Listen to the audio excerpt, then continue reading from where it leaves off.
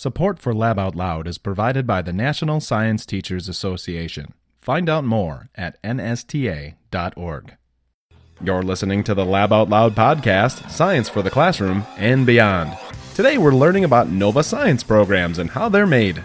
It takes a long time, and I don't think people understand. These are films. These are like motion pictures. They're shot with a full crew and professional equipment, and in terms of scientific accuracy, every sentence in a NOVA script has to be vetted by 2 outside scientists.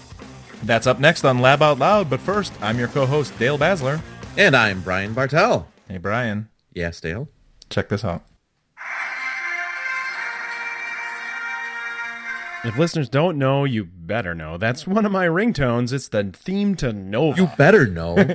And I am a huge NOVA fan. Watch it at home, watch it with the kids, watched it and used clips of it and showed episodes of it in the classroom. Brian, did you use it in the classroom? Oh, absolutely. Well, yeah, obviously in the classroom. And I like that there's something at home that we can watch with the kids and it's still appropriate, even when they were young. I agree. We watched NOVA when our kids were much, much younger than they are now. But our guest today can watch NOVA at any age because he's none other than David Pogue. He's hosted many of the NOVA Science episodes, and he's a very busy guy, but we thought we'd give him more work to do by making him describe himself for the show today and ask him, David, who are you? Oh, man, who am I not? Let's see. I am the tech critic for Yahoo Finance, and I am the science and technology correspondent for CBS Sunday Morning, and I have hosted 17 episodes of NOVA on PBS, and I write computer books in the Missing Manual series, and I write a monthly column for Scientific American, and I do a lot of speaking, and I'm very tired.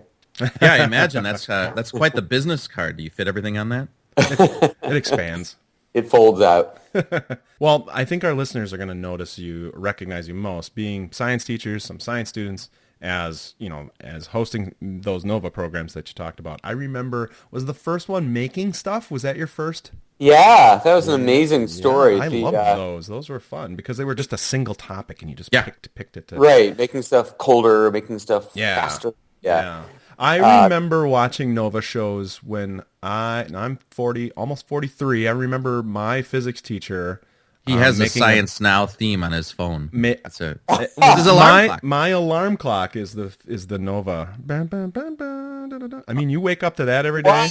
Wow, that is the best way to start your day. He was so proud of that. It was like a father, like with his newborn child. Look what I have, Brian. Oh, it's just the best. But I remember NOVA shows as a student. Did little David Pogue watch NOVA as a kid in school? I did. In fact, it's a piece of Pogue family lore that my grandmother's brother, my great uncle Harold Edgerton, once had an entire episode of NOVA about him. Oh wow! Way back in the 60s, I guess. He was a famous MIT professor who developed the strobe light and the underwater TV camera. So he's super famous among optical and photographic nuts. So you're like a NOVA legacy. There is sort of a circle of life thing happening. That is true. That's kind of. Were you always interested in like science and technology, even as a student? I always did well. I mean, I'm not. Let's be clear. I'm not a scientist. I was hired, by NOVA as the stand-in for the everyman. I'm the interviewer, not the interviewee. They at one point, my senior producer told me that they had experimented with having a scientist host, but the problem was he'd wind up interviewing other scientists, and he said they'd get into a pissing contest. They'd wind up trying to out-jargon each other, and it wasn't good for the audience. So my job is to go into labs and interview scientists, and keep them honest, translate for the viewer, perhaps add a little humor and entertainment factor. And also, I'm intensely curious about how things work, and I guess some of that seeps through. Do you ever get like any awkward situations in doing that because you're not a scientist, and like they look at you like you got to have lab goggles on there, dude? No, I'm okay because the official line at NOVA is that the language needs to be kept at a 7th grade level. So I remember once being stopped in an interview, and the producer said, "You got to ask him to define that." And I'm like, "Hexagonal? Really?" Yeah, hexagonal was a little beyond. So we do try to keep it for a super general audience, and yet the science itself can be really deep. Oh yeah. So that's the challenge, and I think really very few manage it better than NOVA. Well, that's always the challenge, is trying to communicate. Scientists, they were so many of them, they want to do their science, and then how do you find an arm that can help you communicate, which is, I think, so necessary, especially today. Yeah, and I will say it's impressive that, in the last 20 years or so, scientists have gotten much better at being able to communicate their work to the layman. I mean, it used to be all jargon all the time, but I'm told that now they actually teach this in colleges and grad schools. They actually help people with media presence in some schools. So I have noticed they're getting better. So Dale and I both obviously like science, of course. We're science teachers, but we also have used a lot of technology in our work as well. We love science and technology too. So and that's one of the reasons we like to follow your work so much. But what do you see with science and technology in the field? You're out in these labs. You're out communicating science that way. Big question here, and take it as you will. How should science classes prepare students with technology? And maybe this is an overarching, how should any class, but let's focus on the science class. Where does technology fit into that?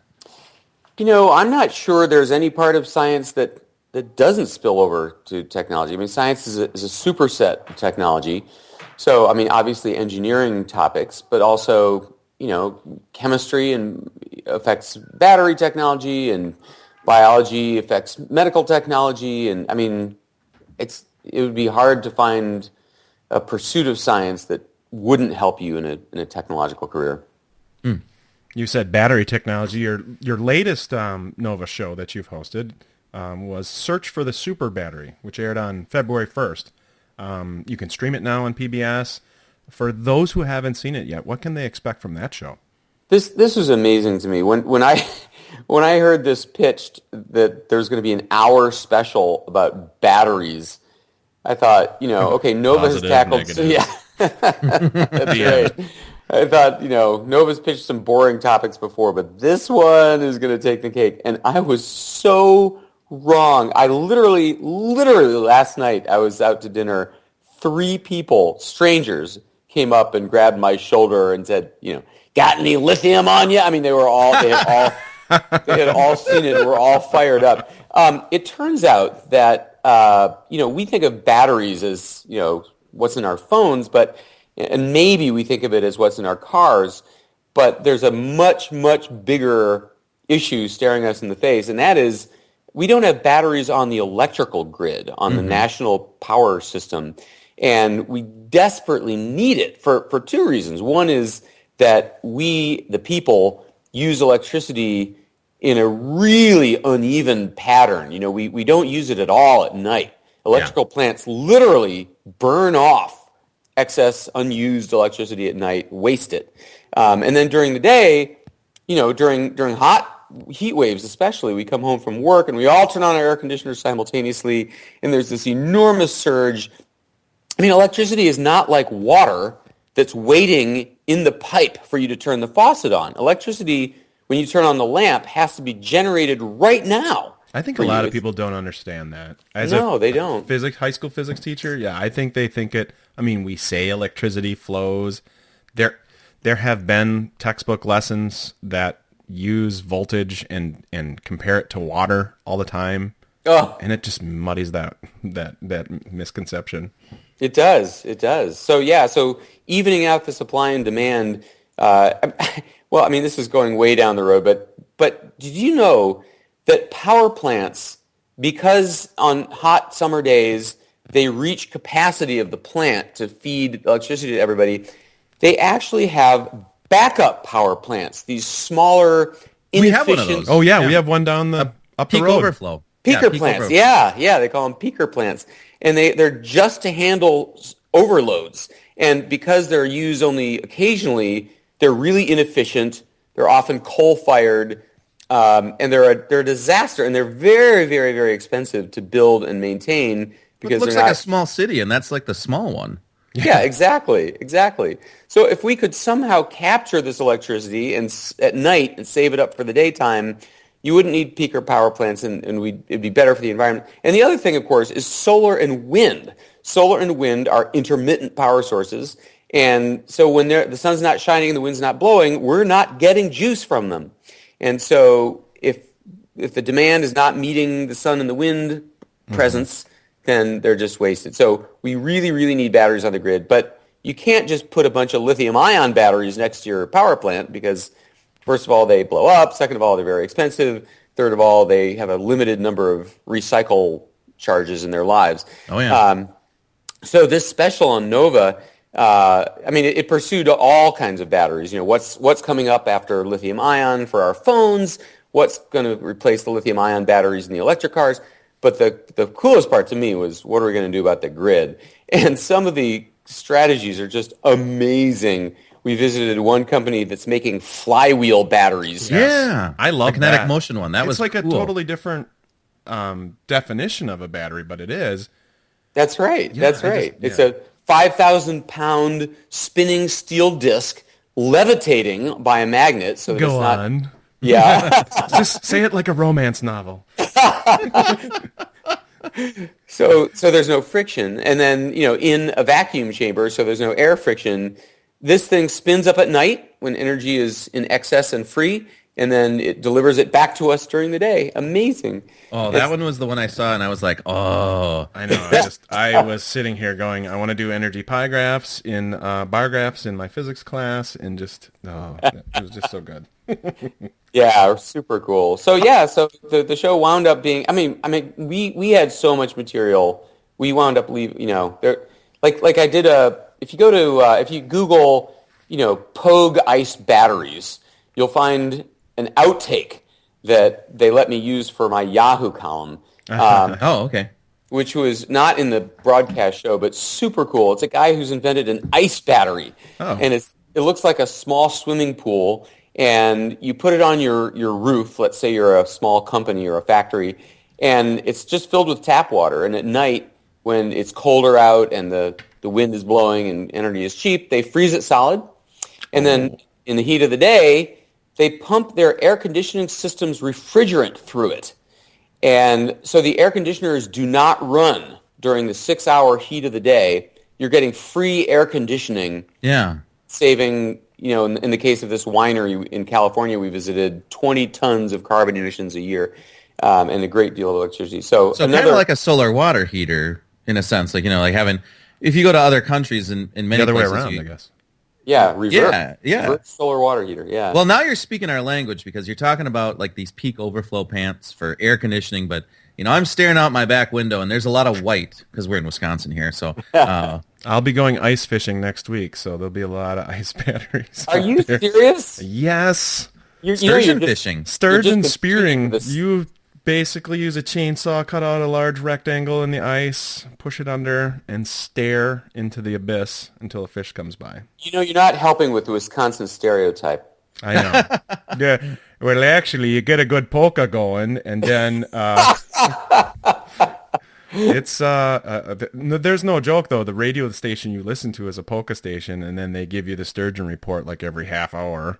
And, Come on. Yes. Well, we just missed it because Dale and I were kind of kicking ourselves because we were doing, professional development on Saturday. But there was this walk across Winnebago. So we're in Wisconsin by Lake Winnebago, and just a community organization. Just walk across Lake Winnebago in the winter. It's a big lake. It's a pretty big lake. Yeah. Amazing. I'm kicking myself that I missed it. Like, I should have done that too. Yeah, we're just digging into a bigger stereotype Okay, here, all Brian. right. Anyways, your cheesehead. No, so the battery episode, that was an hour-long Nova special, right? Yep. And how long does it take to make one of those episodes? How much time is being spent to start to finish? We spent a year on that show, and it's not continuous. I'm as the host, they schedule shoots, and then I fly out and I do the shoot and so on. But on and off for a year, and I have to say the guy who wrote, directed, and edited this thing, Dan McCabe, he is, I mean, everything he does comes out just television science gold. He was the director and writer of the a couple of the Making Stuff ones, like Making Stuff Smarter was one of my favorite ones, and he and I go way back. He's so good. But yeah, so it takes a long time, and I don't think people understand these are films. These are made like motion pictures. They're shot with a full crew and professional equipment, and in terms of scientific accuracy, as you guys have probably noticed, we're in sort of a anti-science realm in this country right now. No. There's this. I don't understand why. I don't understand why science has to threaten anybody. If it's, I guess it's fear of the unknown. That's my theory. I guess science is so advanced now that it fundamentally scares some people. It's some evolutionary impulse. I don't even know if it's a scaring as much as it's going to make my life inconvenient.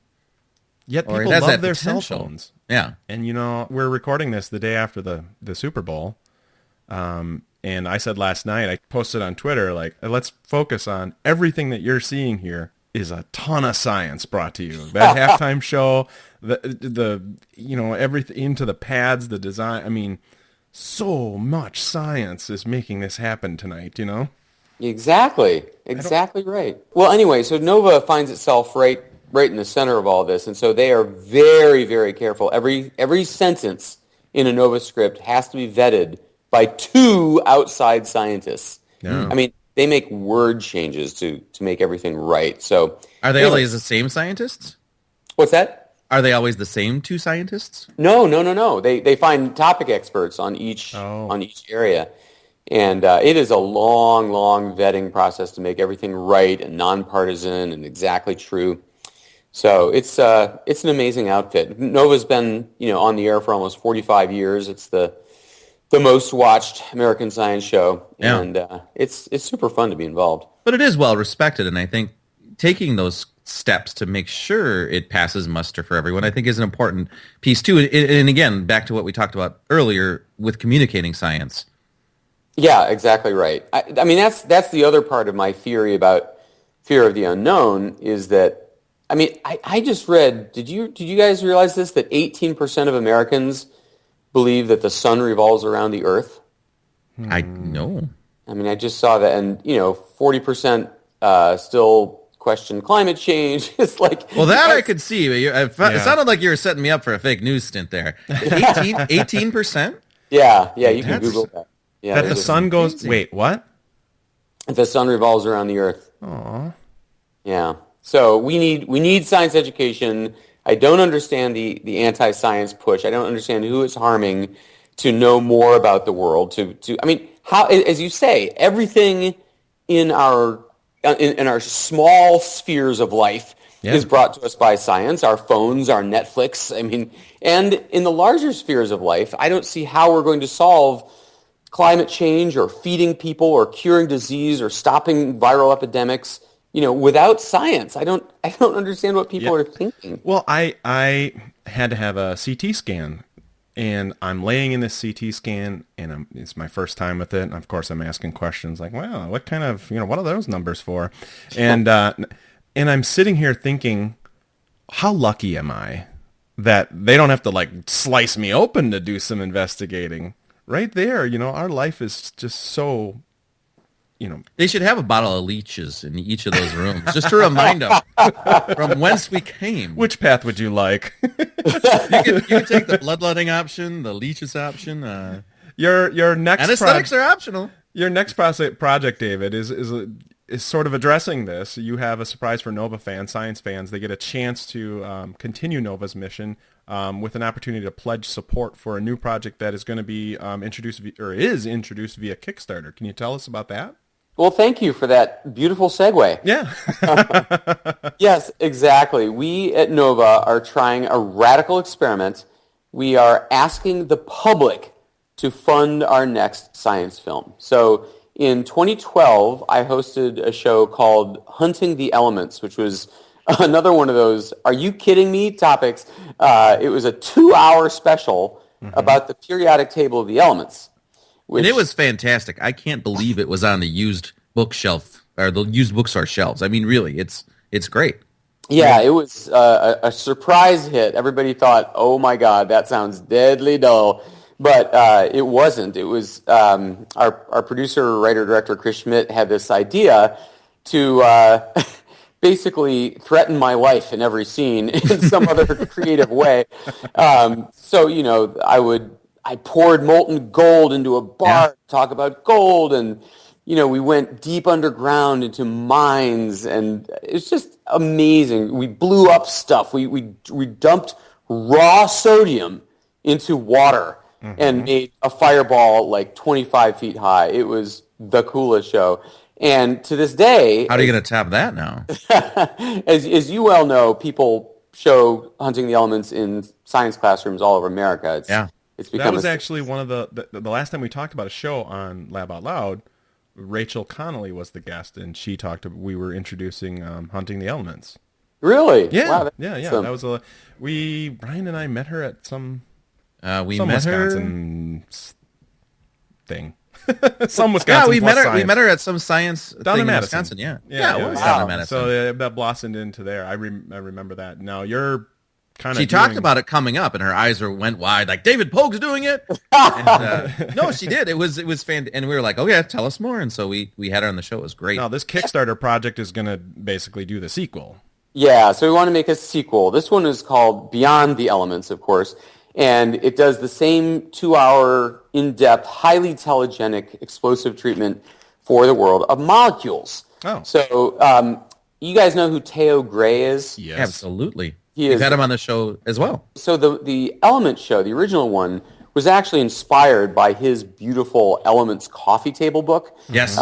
Where he photographed and dedicated a page to each element of the periodic table. And he was a big, one of the most prominent featured scientists on the show. So he has a new book out called Molecules. Yeah. I just got it for Christmas. Oh, I Did you didn't know really? that.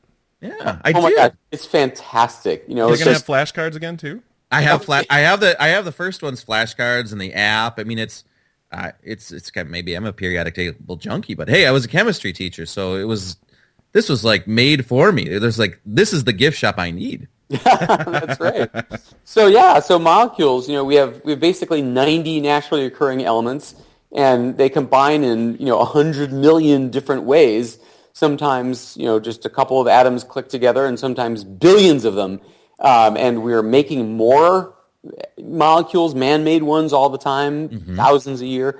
So it's going to be a similar thing. They're going to send me to the Texas Hot Sauce Festival to talk about, and we'll go to an explosives factory in Idaho. And so again, putting you in danger. That's the idea, yeah. see how close we can come to killing Pogue on camera. So is this based on the molecules in essence? Loosely, and we hope that Theo will again be a strong voice on the show because he has an incredibly dry, funny, smart way of presenting scientific topics. So, well, also intriguing. Just when we had him on the show last, he talked to us about the utility of balancing equations if you have a website that does it for you. And I go back to that all the time when I think about science and technology, and we think about that even with when we see how many students are forced to do paper graphs all the time. Like, okay, we do believe it's important, but can we go beyond that? I don't ever see scientists in the field doing graphing on paper other than maybe like a quick sketch graph kind of thing. Right. True. So, and his point was, if you don't have to spend all that time balancing equations, you could do other things and go beyond that learning that we never have in class. So, I mean, that just really opened our eyes again, and he had a lot of insight there. Yeah, that sounds very, very Theo. I like that he just talked about shipping tungsten. There's not a lot. Oh yeah, not a lot of guests that'll just have a long conversation about how to ship tungsten. Well, he's smart enough to realize that he can take advantage of the U.S. Postal Service by getting the flat rate boxes.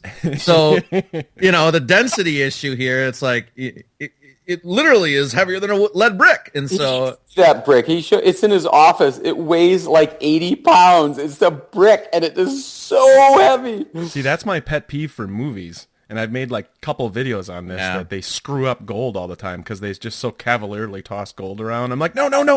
That weighs so much more. So that story is that Teo used the U.S. Postal Office flat rate box and paid $250 to ship what was basically this 80-pound super dense package in the little box. And then stamps went up. Yeah, that's right. Now, many Nova viewers probably see, I at the end or in the beginning, viewers like you provide Nova. This time you said it was an experiment Kickstarter. Why a Kickstarter experiment? Yeah, so the idea behind this Kickstarter campaign is we want to raise. We have 30 days.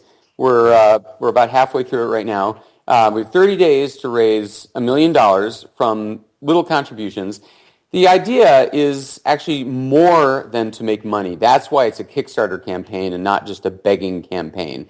The idea is to spread the love of science and the excitement of making a science documentary, because once you contribute, even if you contribute $10, you're on the list to create this two-way conversation. I will be at every shoot, of course, and I will send you from my phone backstage pictures and videos and bloopers and what's going on during the shoots.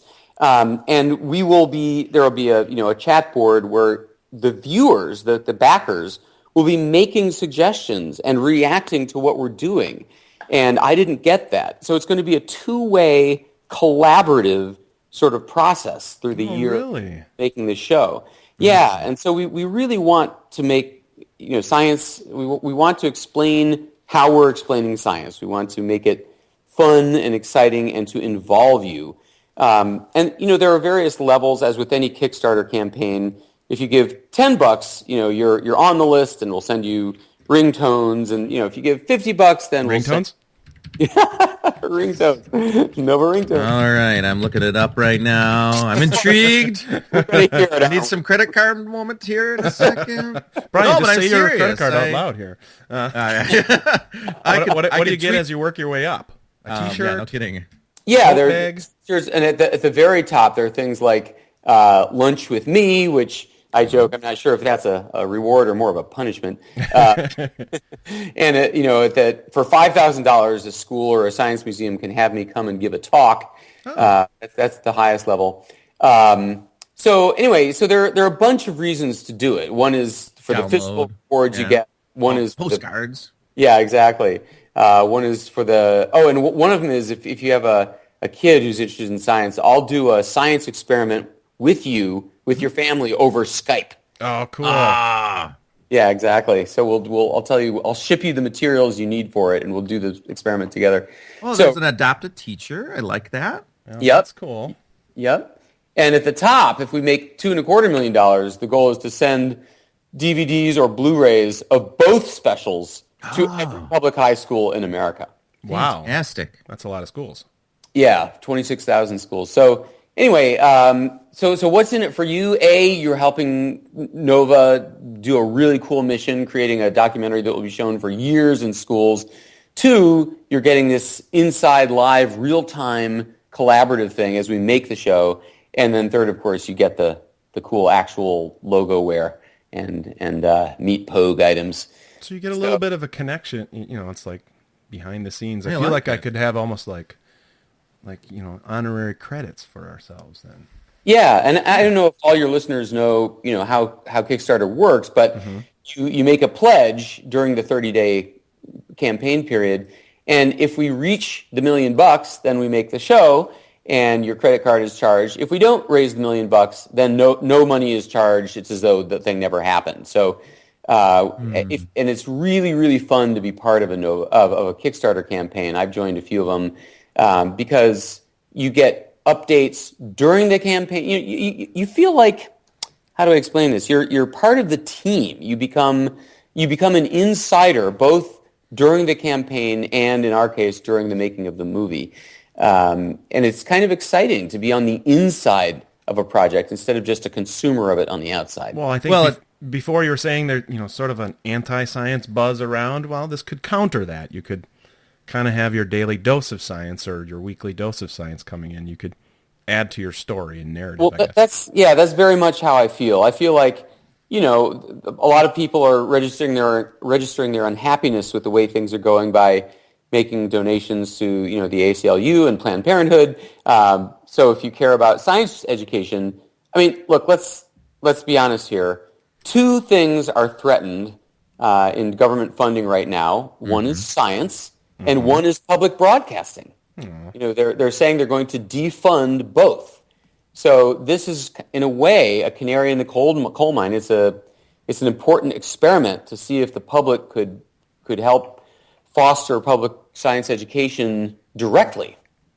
Well, and I've had some experience with Kickstarters before in supporting a handful, and I've gotten burned a little bit too, because you buy something that's like requires like a download or something, and then they just can't sustain themselves. And so this would be something that, hey, this has a sustenance piece in itself, because you get to keep that video that's there for everyone as well. It feeds everyone, instead of getting, the last thing I bought was a titanium pen, which I do share, but it's mine. This goes out to other people as well. So I like that piece of it as well. Yeah, exactly. I think it'll be super, super fun. The last, when you did the Hunting the Elements, I remember, that's 5 years ago now. Is it? Oh my word. Considering, you do a year build up to it, but you guys came out with an iPad app that accommodated that or accompanied it. Yeah. And that app was awesome, because the kids could drag atoms around, or protons and neutrons, and make isotopes. And I remember using that for my physical science students. It was impressive, sir. Exactly for that. But 5 years later, now you got possibility to bring in a new technology, which is some VR tech, right? Yeah, one of what they call stretch goals. If the campaign generates more than $1 million, they'll make a virtual reality app where you can look around inside of a molecule as though you're very, very small. And my argument is, to this day we depict molecules as like dots on a page connected by little line segments, and that isn't what they look like.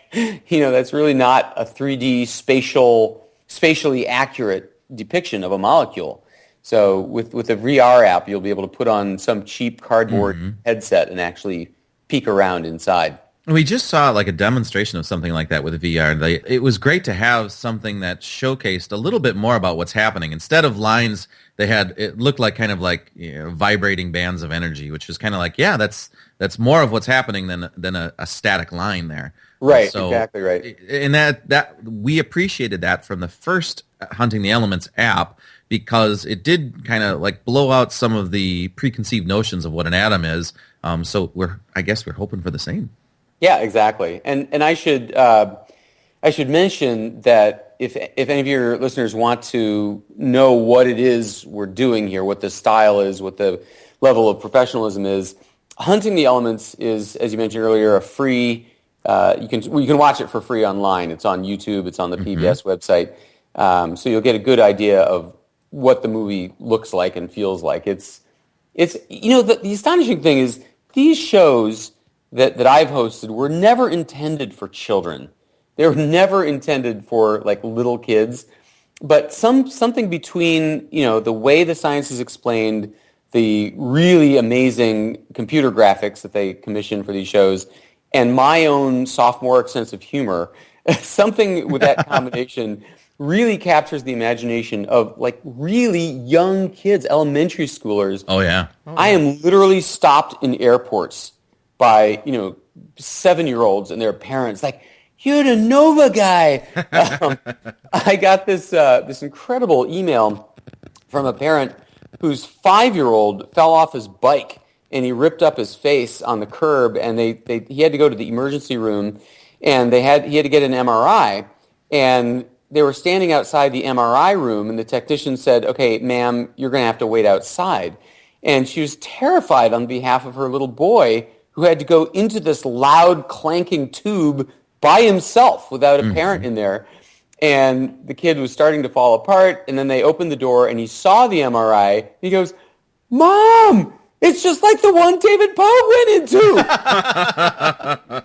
And he ran in there, and he's like, "Oh, but it's not a functional MRI." And and all of a sudden he knew all about it. He was so excited to be able to. So I really feel like these are a reason to get up in the morning. These shows, these are doing something real. They're inspiring science in all kinds of ages, And it's just the greatest mission in the world. So yeah, the Kickstarter address is nova.kickstarter.com. Couldn't be easier. That'll redirect you to the Kickstarter site. And the mission is Let's Make Science for All. I think you're getting us going here. Yeah, that's our tagline. The deadline is March 3rd for listeners. Get on there and head on over and give it a chance. Yeah, absolutely. I promise you'll have a great experience. Whether the thing gets funded or not, it'll be fun. David Pogue, thank you so much for joining us on Lab Out Loud. Thank you so much. This is so much fun. For links and other information related to this episode, visit laboutloud.com. You can send us your questions and comments at laboutloud.com/contact. If you enjoyed the show, make sure you've subscribed on iTunes, Google Play Music, Stitcher, or your favorite podcasting platform. And if you really enjoyed it, consider leaving us a rating or a review. Your feedback helps others find our show. Until next time, I'm Dale Basler. And I'm Brian Bartell.